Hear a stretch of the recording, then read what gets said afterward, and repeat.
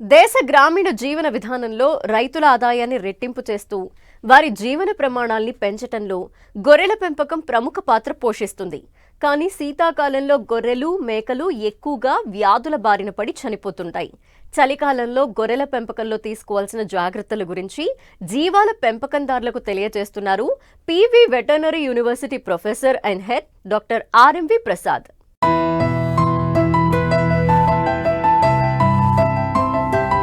ఆరోగ్యవంతమైన గొర్రెల మంద కావాలంటే వాటికి సరి అయిన పోషక ఆహారం అవసరం.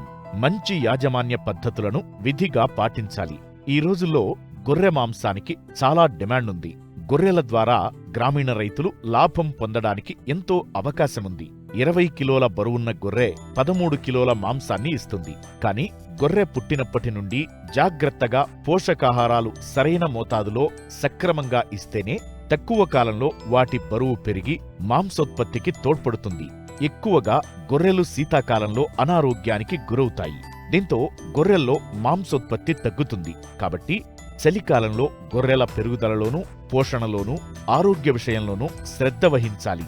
ఏమాత్రం నిర్లక్ష్యం చేసినా గొర్రెల్లో జీర్ణకోశ సమస్యలు తలెత్తడంతో పాటు రైతు ఆర్థికంగా నష్టపోతాడు. ప్రస్తుతం చలికాలంలో గొర్రెల పెంపకం పట్ల తీసుకోవాల్సిన జాగ్రత్తలేంటో తెలియజేస్తున్నారు రాజేంద్రనగర్లోని PV Narasimha Rao veterinary college professor and head doctor RMV Prasad. గొర్రెలు అనేది మన గ్రామీణ వాతావరణంలో మమేకమై ఉంటాయి. ఈ గొర్రెలనే ఒక జీవనోపాధి కింద నిర్వహించుకునే వ్యక్తులు చాలామంది ఉంటారు. ఈ గొర్రెల మీద నుంచి వచ్చే ఆదాయము మనం ఏ విధంగా యాజమాన్యము అనేది తీసుకుంటామో అనే దాన్ని బట్టి దాని ఆదాయం ఆధారపడుతుంది. గొర్రెలని మనము రకరకాల పరిస్థితుల నుంచి రక్షించుకోవడము, వాటికి కావాల్సిన పోషణ అందించటము. గొర్రెలని మనము గాలి జీవాలు అంటాము.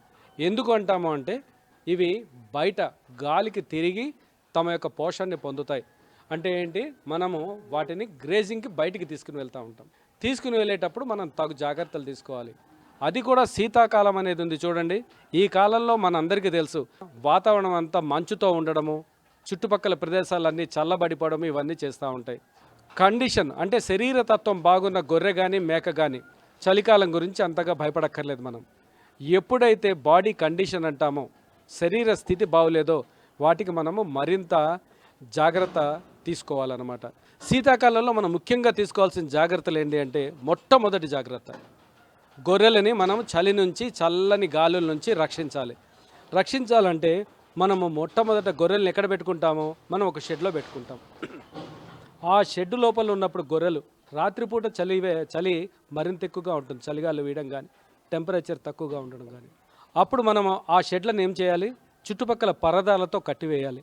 ఆ పరదాలు ఏం చేస్తూ ఉంటాయి, చలిగాలిని లోపల రానియకుండా రక్షిస్తాయి. గొర్రెలని ఒక సౌకర్యవంతమైన పరిస్థితిలో ఉంచడానికి తోడ్పడతాయి. ఒకటి, గొర్రెల్ని మనము బయటికి తీసుకుని వెళ్తాం గ్రేజింగ్కి. ఎండ బయటికి వచ్చినప్పుడు మాత్రమే, అంటే సూర్యుడు బయటికి వచ్చి తన యొక్క వేడిని చూపిస్తున్నట్టు మాత్రమే గొర్రెల్ని బయటికి తీసుకుని వెళ్ళాలి. లేకపోతే ఏమవుతుంది, ఆ గొర్రెలు చలిగాలికి ఎక్స్పోజ్ కావడమే కాకుండా గొర్రె అక్కడ ఉన్న పచ్చిమేతను తినడానికి ప్రయత్నిస్తుంది. ఆ పచ్చిమేత మీద ఏముంటుంది, మంచు బిందువులు ఉంటాయి. పచ్చిమేత చాలా చల్లగా ఉంటుంది. మంచు బిందువులతో కూడిన గడ్డిని కనుక పశువు తీసుకున్నా, గొర్రె తీసుకున్నా వాటికి అజీర్తి అనేది సంపాదిస్తుంది. అందుకని చెప్పి మనము నీటి బిందువులు, తేమతో ఉన్న గడ్డిని ఎక్కువ తినడానికి ప్రయత్నించనివ్వకూడదు. చలికాలంలో ఇంకొక ముఖ్యమైనది ఏంటంటే, పరాన్న జీవుల వ్యాప్తి కూడా అత్యధికంగా ఉంటుంది. అంటే చలికాలం వచ్చేసరికి మనము మన జీవాలు బలంగా ఉండేట్టు ఆలోచించాలి.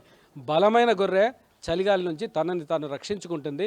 చలిగాలి బలమైన గొర్రెని ఏమీ చేయలేదు.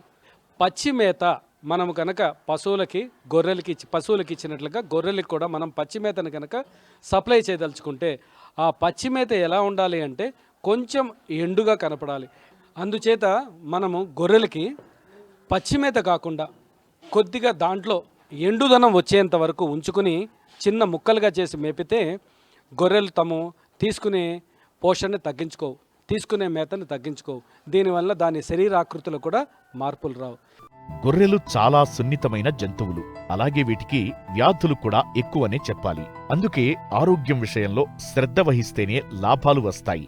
గొర్రెలు చిన్న చిన్న యూనిట్లుగా సమగ్ర వ్యవసాయంలో పెంచుకోవచ్చు. గొర్రెలకు అందించే దాణా వెచ్చగా ఉండేలా పరిశుభ్రమైన నీరు అందిస్తే ఆరోగ్యకరంగా ఉంటుంది.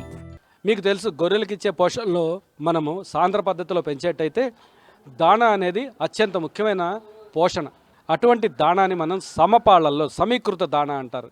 అంటే ఏంటి, ఒక బ్యాలెన్స్డ్, అంటే అన్ని రకాల దినుసులు సరైన పాళ్లల్లో కలిపి ఆ దాణాని తయారు చేయాలి.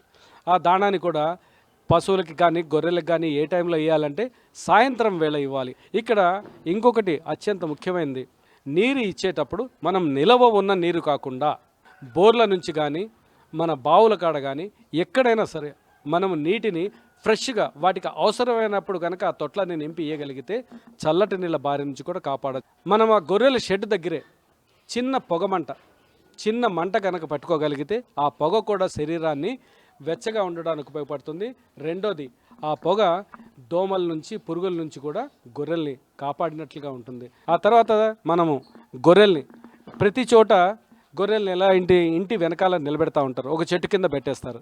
ముఖ్యంగా రైతు సోదరులు గమనించాల్సింది ఏంటంటే, తేమ ఉన్న ప్రదేశం గొర్రె ఇష్టపడదు. అసలు మామూలుగానే తన బిహేవియర్, అంటే గొర్రె యొక్క లక్షణం ఏంటంటే తడిగా ఉన్న ప్రదేశం కానీ తేమ ఎక్కువ ఉన్న ప్రదేశంలో కానీ ఉండడానికి ఇష్టపడదు.